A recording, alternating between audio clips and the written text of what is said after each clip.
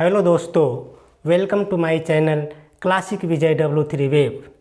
दोस्तों, आज की टॉपिक है हमारा भाव, हमारा विचार दूसरे के प्रति कैसा है, ये हमारे लाइफ में क्या प्रभाव पड़ता है, इस पर आइए डिस्कस करते हैं। तो मेरा नाम विजय कुमार है, admin and founder of W3web.net। तो आइए हमारे मन मस्तिष्क पर हमारे विचार और हमारे भाव का क्या प्रभाव पड़ता है, इसे डिटेल से समझते हैं। दोस्तों, जैसा आप जानते हैं, हमारी जो सोच होती है, हमारा जो विचार होता है, वो हमारे कर्म पर भी प्रभाव डालता है। क्योंकि जैसा हम सोचते हैं वैसा हम सोचते हैं, और जैसा हम काम करते हैं वैसे हमें काम से रिजल्ट मिलती है। इस संसार में जो भी इस धरती पे जन्म लिया है, सभी को अपने तरीके से कोई ना कोई काम करना होता है। कोई डॉक्टरी के काम करता है, कोई किसान का काम करता है, कोई पूजा पाठ का काम करता है, कोई प्रवचन देने का काम करता है, कोई चोरी डकैती का काम करता है, तो कोई भीख मांग के काम करता है। हर किसी को अपने अपने तरीके से काम करके अपने घर की रोजी रोटी चलाने होते हैं। बिना काम किए वो अपने घर में अपने घर की जो ज़रूरतें होते हैं उसे पूर्ति नहीं कर सकते। तो ये मैटर नहीं करता है कि आप जीवन में क्या काम करते हैं, मैटर ये करता है कि जो आप काम करते हैं उसके प्रति आपका क्या भाव है, क्या विचार है। कभी कभी आपने देखा होगा कि बहुत सारे लोग ऐसे होते हैं हमारे आसपास, हमारे जानने पहचानने वाले में, कि वो सुबह से उठते हैं, बहुत बार पूजा करते हैं, बहुत बार मंत्र उच्चारण करते हैं, कभी रामायण पढ़ते हैं, कभी महाभारत पढ़ते हैं, और उनकी दिनचर्या होता है कि अपने धर्म में ही बीतता है। कोई ऐसे लोग होते हैं जो चोरी डकैती करते हैं, उनकी घर के जीवन यापन चोरी डकैती से होता है। वो किसी को चोरी करके किसी को ले आए, किसी को छीन लिए, झूठ बोल दिए, कत्ल कर दिए, कुछ भी कर दिए, उसके घर के खर्चे ऐसे चलते हैं। कुछ लोग ऐसे होते हैं कि प्रोफेशनल लाइफ में मेडिकल, डॉक्टर, इंजीनियर अपने अपने काम करते हैं। लेकिन मेरा मोरल ये है कहने का कि अगर आपने जीवन को अपने पृथ्वी पर आपको भगवान ने जन्म दिया है, तो कोई ना कोई आपको काम करने पड़ेंगे। कोई भीख भी मांग के काम करता है, लेकिन बात अब भीख मांगने की, अब बात चोरी की और बात डॉक्टर इंजीनियर की नहीं है। बात है कि जो आपको काम मिला हुआ है, जो आप काम करते हो, उसके प्रति आपकी क्या समर्पण है, क्या भाव है, और क्या विचार है उसके ऊपर। ऐसा तो नहीं कि जो आपने काम कर रहे हो सिर्फ लोगों को दिखाने के लिए। जैसे आपने मंदिर में गया, पूजा किया, रामायण पढ़ा, गीता पढ़ा, दुनिया को लग रहा कि आप कितने भक्तिमय हैं, लेकिन हकीकत में आपकी जो विचार है, भाव है, वो कैसा है, ये ज़्यादा इम्पोर्टेंट प्ले करता है। अपने रियलाइजेशन सबसे बड़ी महत्वपूर्ण होता है। कोई चोरी करता है, ठीक है, अपने घर में चोरी चमारी जो भी डकैती के साथ अपने घर के पालन करता है, वो भी जानता है कि मैं जो काम कर रहा हूँ वो गलत है, मैं चोरी करके अपने घर को पाल पोस रहा हूँ, या मैं झूठ बोलता हूँ बहुत ज़्यादा। तो क्या उसको रियलाइजेशन नहीं होता? एक बार नहीं होगा, दो बार नहीं होगा, लेकिन जो हमेशा ऐसा काम करता है उसको मन कभी न कभी गवाह देता है कि आप जो काम कर रहे हो वो गलत कर रहे हो। इसके बावजूद भी वो काम करते हैं, क्योंकि या तो उसकी आदत बन जाती है या तो उसकी मजबूरी है। उसी टाइप से जो प्रवचन का काम करते हैं, जो पूजा पाठ का काम करते हैं, जो देश दुनिया को हित के लिए सोचते हैं, मंदिर बनवाना, किसी को परोपकार का काम करना, दान करना, पुण्य करना, तो उनका अपना धर्म है, उनका अपना जीवन है। तो उस तरीके से अपना जीवन यापन का काम करते हैं। और उनके घर की जो होता है कि वो घर की जो डेली का जो काम करने के लिए जो रूटीन होता है वो काम करते हैं, और जो उनके घर के खर्चे चलता है। दोस्तों, लेकिन आप अपने जीवन में इस धरती पे क्या काम कर रहे हैं, इसका जो क्या फ़र्क पड़ेगा, आप इसके पुण्य मिलेंगे, पाप मिलेंगे, ये डिसाइड आप नहीं कर सकते। क्योंकि पुण्य और पाप का डिसाइड तो भगवान के हाथ में होता है। अगर आपको लग रहा है कि मैं मंदिर बनवा रहा हूँ, पूजा कर रहा हूँ, दान पुण्य कर रहा हूँ, तो मैं बहुत पुण्य का काम कर रहा हूँ। जो चोरी डकैती करता है, लूट पाट करता है, तो वो उसको लगता हुआ कि मैं पाप का काम कर रहा हूँ। लेकिन इसकी फैसला तो भगवान के हाथ में है कि कौन सच में पाप कर रहा है, कौन पुण्य का काम कर रहा है। तो आइए इसे एक छोटी सी कहानी से समझने की कोशिश करते हैं। दोस्तों, ये कहानी बहुत पहले की है, किसी गांव की है। उस गांव में एक सेठ जी रहा करते थे। बहुत ही बड़े परोपकारी थे। वो बहुत लोगों को, गरीबों को दान देना, गांव में मंदिर बनवाना, दीन दुखियों की सेवा करना, उनकी बहुत परोपकार का काम था। वो प्रतिदिन रामायण, गीता और तरह तरह के उपदेश देने का काम करते थे। तो उनके आसपास के लोग थे, उनको बहुत रिस्पेक्ट की भावना से समझता था कि ये जो सेठ जी हैं बहुत ही परोपकारी हैं, बहुत दयालु हैं, सभी को जो दुख तकलीफ होता है उसमें ये हमेशा साथ देते हैं। तो इन जो दुनिया, उसके आसपास के जो लोग थे उनको बहुत इज्जत, बहुत रिस्पेक्ट मिलता था, क्योंकि वो बहुत धर्मात्मा और पुण्य टाइप का काम करते थे। उसी गांव में एक इंसान वैसा था जो कि चोरी से, डकैती से, लूट पाट से अपना घर की खर्चा चलाता था। उसकी नाम बहुत दूर दूर तक बदनाम था, क्योंकि लोग जानता था कि ये चोरी करता है, डकैती करता है, लूट पाट करता है। आने वाले जो आसपास के लोग थे वो उनसे बहुत डरा करता था, क्योंकि इसके पास मत जाओ, इससे नाता मत रखो, इसे दोस्ती मत रखो, इसका जो स्वभाव अच्छा नहीं है, बहुत चोरी करता है, झूठ बोलता है, इसके मतलब बहुत उसके बारे में लोग तरह तरीके के भद्दे भद्दे बात बोला करते थे। अब ये तो उसके कर्म पर डिपेंड करता है, आप जैसा कर्म करेंगे वैसे लोग आपको बोलेंगे, वैसी आपकी जो इमेज होती है वैसी बन जाती है। तो अगर आप चोरी करते हैं तो आपकी इमेज वैसे ही लूट पाट जैसे ही बन जाएंगे, और अगर आप परोपकार का करते हैं तो आपको पर लोग विश्वास ज़्यादा करेंगे और आपसे लोग घुल मिल जाएंगे।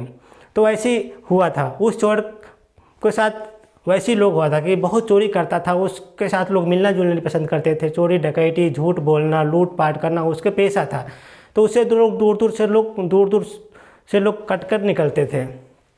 लेकिन दोस्त, जैसा आप जानते हैं इस संसार में कोई भी परमानेंट नहीं होता, हर किसी को कभी न कभी मरना होता है। तो जब वो सेठ जी जो पुण्य का काम करते थे और वो जो चोर था, वो दोनों के स्वर्गवास हो जाता है, दोनों मर जाता है। तो ऐसा माना जाता है कि हमारे स्वर्ग लोक में एक यमराज बैठे होते हैं, जिस यमराज के पास इस दुनिया में जितने भी पुण्य करने वाले या पाप करने वाले सबका, उसके पास एक वो होता है, बुक होता है, जिस पर वो सबकी डेटा होता है कि कौन क्या काम किया। और जो अच्छे काम करता है, पुण्य का काम करता है, उसको लोग स्वर्ग भेज देते हैं, और जो पाप का काम करता है उसको नरक भेज देते हैं। तो जब ये सेठ जी और ये जो चोर दोनों एक साथ जाता है, और वहाँ पे जो यमराज होते हैं उन दोनों को देखते हैं और बोलते हैं कि बताओ तुम दोनों ने कैसा काम किया है धरती पे, अपना अपना काम की लेखा जोखा मुझे बताओ। ऐसे मेरे पास सबका लिखा हुआ है, लेकिन मैं आपसे सुनना चाहता हूँ कि आपने क्या क्या काम किया, पुण्य का काम किया, पाप का काम किया। जिस तरीके से आपने काम किया होगा उसी तरीके से आपको यहाँ पे आपको मिलेगा सज़ा। तो जो चोर था उसको अपने आप को रियलाइजेशन था कि मैंने तो चोरी किया है, डकैती किया है, लूट पाट किया है, तो मुझे तो नर्क मिलेगा ही मिलेगा। और मैं अगर झूठ भी बोलता हूँ तो यमराज जी को, जो ये तो भगवान है, इनको तो सब पता है, इनकी जो डेटा है, डायरी है, इनमें सब मेंटेन किया हुआ है कि हमारा पुण्य क्या है, पाप क्या है। तो हमें झूठ बोलने की कोई फ़ायदा है नहीं। इसलिए वो हाथ जोड़ करके विनम्र भाव से उसके पैरों पर गिर जाता है, यमराज जी को बोलता है कि भगवान, मैंने अपने जो मेरे जन्म के बाद जो धरती पर मुझे जैसा माहौल मिला था वहाँ मैं चोरी, लूट पाट और झूठ बोलना सीख गया, और बहुत ही मैं पाप का काम किया हूँ। इसलिए मैं अपनी गलती स्वीकार करता हूँ, मेरी अपनी गलती को मैं मानता हूँ। मुझे रियलाइजेशन है कि मैंने अपने जो पुण्य का काम करना था इस धरती पे, और जो दान पुण्य का काम करना था वो मैंने नहीं किया, और मैंने चोरी डकैती और लूट का काम किया है, मैंने पाप का काम किया है। इसलिए मैं अपनी गलती को स्वीकारता हूँ और मुझे दंड का भागी मैं स्वीकार करता हूँ। जो भी आप मुझे दंड देना चाहते हैं, नरक डालना चाहते हैं नरक डाल दीजिए, जहाँ डालना चाहते हैं, जो करना चाहते हैं कर दीजिए, क्योंकि मैंने ऐसा कोई पुण्य का काम किया नहीं है। तो वो अपनी गलती को मान जाता है।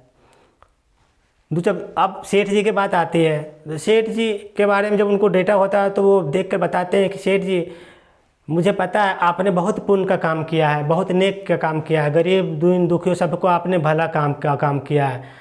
आप बहुत पुण्य आत्मा का काम किया है धरती पे, बहुत सारे लोगों की आपने मदद की है, इसलिए आप स्वर्ग के अधिकारी हो। और ये जो चोर है, जो चोरी का काम किया है, इसके कर्मों के अनुसार इसको नरक मिलेगा, इसको सज़ा मिलेगी।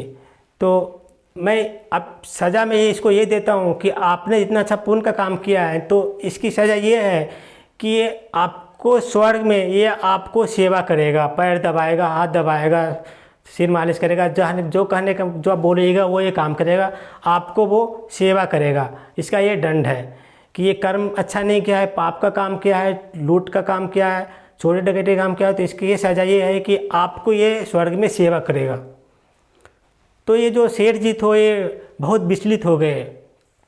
सेठ जी सोचने लगे कि क्योंकि ये उसी का गांव का था और उसको ये अच्छी तरीके से जानते थे, तो उनको वहाँ पर भी मन विचलित हो गया कि ये चोर डकैती हमें सेवा करेगा, हम इसके योग्य, ये हमारे योग्य है नहीं, ये हमें सेवा करने के योग्य नहीं है, बहुत ये बेकार सा काम किया है धरती पे।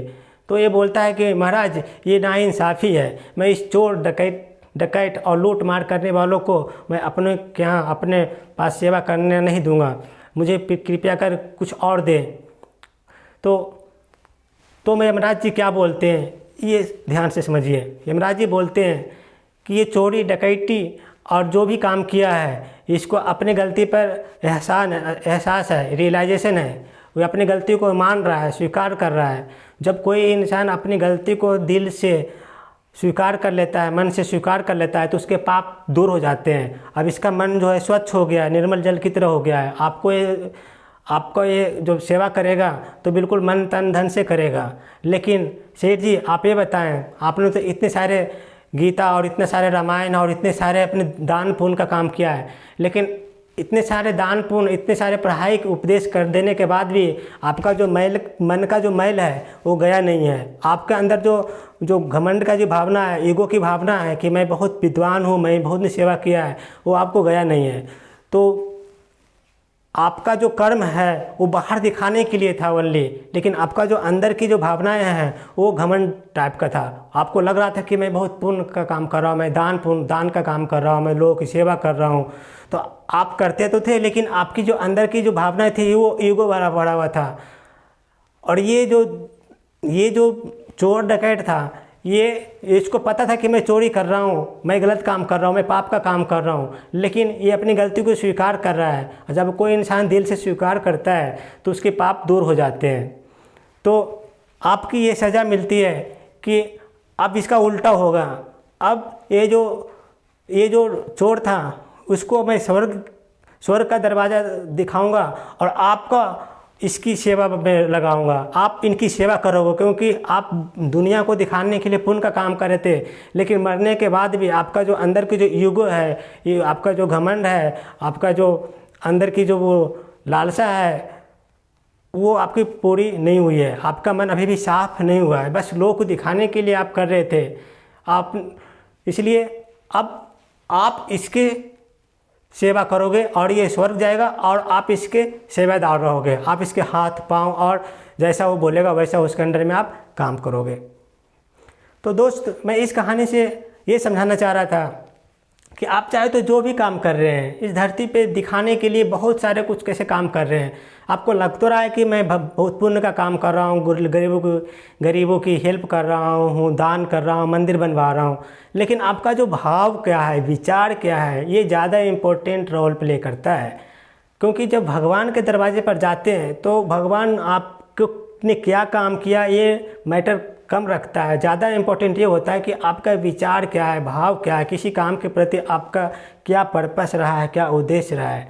तो भगवान आपकी भाव और आपकी सोच को पहचानते हैं, आपके विचार को पहचानते हैं, ना कि आपने क्या क्या काम किया। कुछ लोग ऐसे होते हैं कि दुनिया को दिखाने के लिए लोग बहुत पुण्य का काम करते हैं, लेकिन जो अंदर के जो उसकी आत्मा होता है वो बहुत छल कपट भरा होता है, जैसा कि ये सेठ जी का था।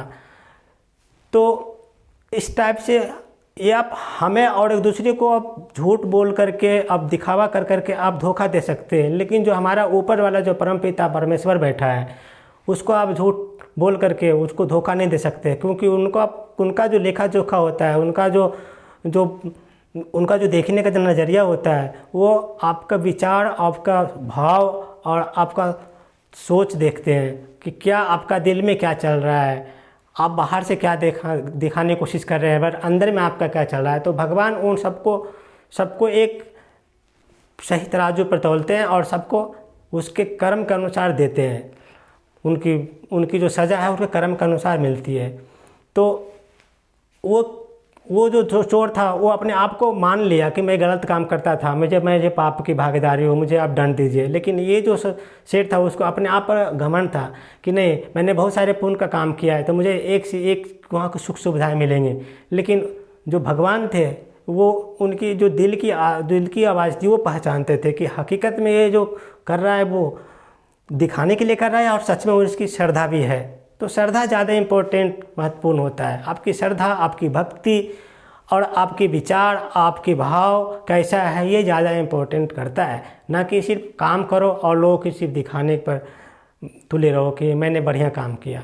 तो दोस्त, दिखावे पर मत जाइए। आपकी अगर आप जो भी काम करते हैं सच्ची श्रद्धा और सच्ची भक्ति और अपने विचार भाव को बिल्कुल भगवान के ऊपर समर्पण करके काम कीजिए तो आप सफल होएंगे। तो दोस्तों, ये कहानी आपको कैसी लगी? अगर आपको ये वीडियो अच्छी लगी है तो प्लीज़ लाइक कर दीजिए, शेयर कर दीजिए एंड सब्सक्राइब कर दीजिए। और अगर कोई थॉट, कोई विचार और कोई सजेशन है, please write in comment box. Thank you so much.